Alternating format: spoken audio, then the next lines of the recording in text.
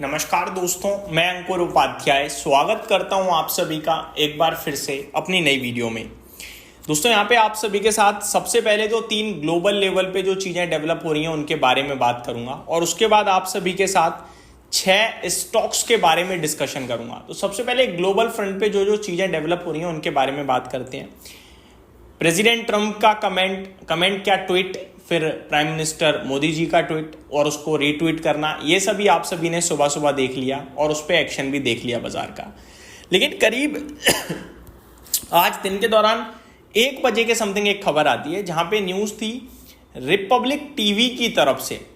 Republic TV की तरफ से कमेंट था कि Indian officials and US officials अगले हफ्ते ट्रेड डील को लेकर बातचीत कर सकते हैं। ये अपने आप में बड़ी न्यूज़ थी, हालांकि बाजार में इसे हाईलाइट नहीं करा गया क्योंकि रिपब्लिक टीवी के द्वारा थी ये।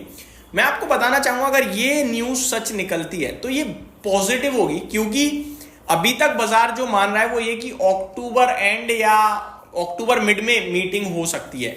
लेकिन अगर इतनी जल्दी बातचीत हो रही है और इस पर कुछ आउटकम आ गया तो ये नेक्स्ट लेवल पॉजिटिव हो जाएगा। वहीं इसका अगर आप उल्टा परिणाम देखें तो अगर अगले हफ्ते ही अगर मीटिंग हो जाए और कुछ नेगेटिव आ गया तो फिर वो बाजार के लिए नेगेटिव भी हो सकता है। तो ये एक बड़ी अपडेट है जो मेरे को लगता है आपको पता होनी चाहिए कि हो सकता है अगले हफ्ते ही ये दोनों लोग बात करते हुए दिखें और कुछ अपडेट आते हुए दिखे। दूसरी खबर, इंडिया और ओमान के बीच में एफटीए ऑलमोस्ट फाइनल होने जा रहा है। इंडिया एंड ओमान के बीच में एफटीए यानी कि फ्री ट्रेड एग्रीमेंट, तो ये भी अपने आप में काफी पॉजिटिव मेरे को लगता है न्यूज है। अगर आप देखें तो देखो, एफटीए किसी के साथ भी करो फायदा तो फायदा ही है, समझ रहे हो बात को। तो मेरे को लगता है ये भी काफी पॉजिटिव अपडेट है जहां पे इंडिया और ओमान के बीच में डील हो सकती है। इसको लेकर मिनिस्टर्स का ये भी मानना है कि साथ ही साथ यूएस के साथ भी ट्रेड नेगोशिएशंस को लेकर लगातार बातचीत चल रही है। मैं यहाँ पे कुछ डिटेल्स अगर देखूं तो India's 28th largest trading partner है ओमान। 28th है, नो डाउट पीछे है काफी, लेकिन ट्रेडिंग पार्टनर तो है, चाहे आप किसी के साथ कितना भी ट्रेड कर रहे हो। अगर फ्री ट्रेड एग्रीमेंट साइन हो रहा है वो आपके लिए पॉजिटिव होगा ही होगा। India Oman bilateral trade FY25 के हिसाब से देखा जाए, exports from India $4.07 billion, import into India $6.55 billion. तो हम ओमान से मोटा मोटी लेवल पे इंपोर्ट कर रहे हैं, समझ रहे हो, एक्सपोर्ट से ज्यादा इंपोर्ट करते हैं और अराउंड $10.61 बिलियन का टोटल ट्रेड चल रहा है और ये बनाता है भारत का 28वां लार्जेस्ट ट्रेडर। तो ये मेरे हिसाब से डिटेल है। ज्यादातर हम India's export and Oman's import, India's की export to Oman includes light oils and petroleum derivatives, machinery, aluminium, rice, ships and marine structures, food and beverages, ये सारी चीजें हम एक्सपोर्ट करते हैं। और ओमान क्या बेचता है? पेट्रोलियम एंड रिलेटेड प्रोडक्ट्स, हमें पता है ओमान तेल देश है। यूरिया एंड अमोनिया, खैर ये तो अब चाइना से भी आ सकता है हमारे पास क्योंकि चाइना से संबंध सुधर रहे हैं।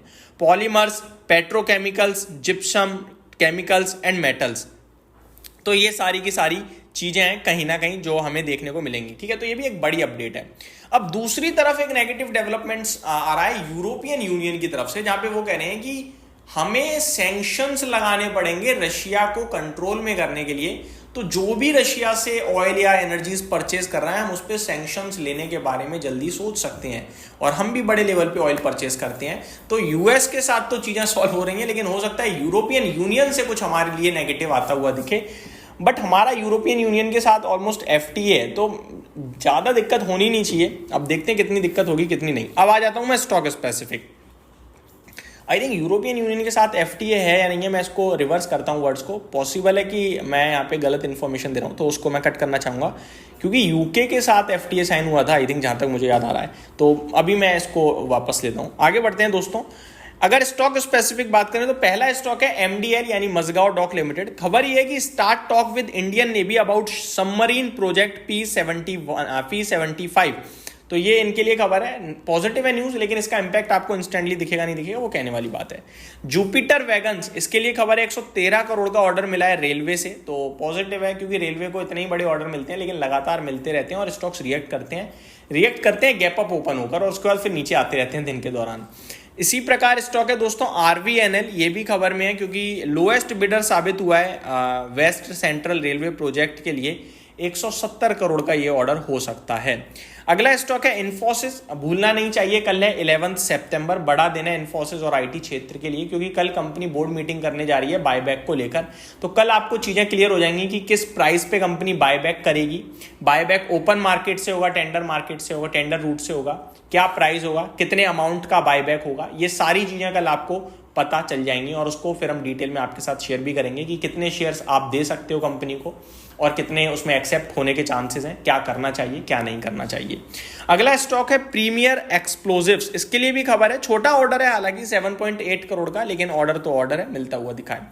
Last but not the least Dixon Technologies. आज हालांकि कुछ नहीं हुआ, लेकिन खबरें काफी चल रही हैं कि ये जेवी तो इन्होंने दिसंबर में अनाउंस करा था वीवो के साथ। अभी खबर है कि वीवो इंडिया में भी एक बड़ी हिस्सेदारी ले सकते हैं। अभी जो वीवो इंडिया के पार्ट्स बनाते हैं, हो सकता है आगे चलकर पूरा का पूरा मैन्युफैक्चर ही करें, और इसी के लिए बातचीत चल रही है। और दोनों ही मामलों में DPIIT की तरफ से मंजूरी मिल सकती है अक्टूबर 1st वीक में शायद। तो ये सारी डिटेल्स भी आते हुए दिख रही हैं, तो डिक्सन टेक भी डेफिनेटली एक्शन में रहेगा। यही समाप्त करता हूं इस वीडियो को। Thank you so much for watching this video. Have a great day guys.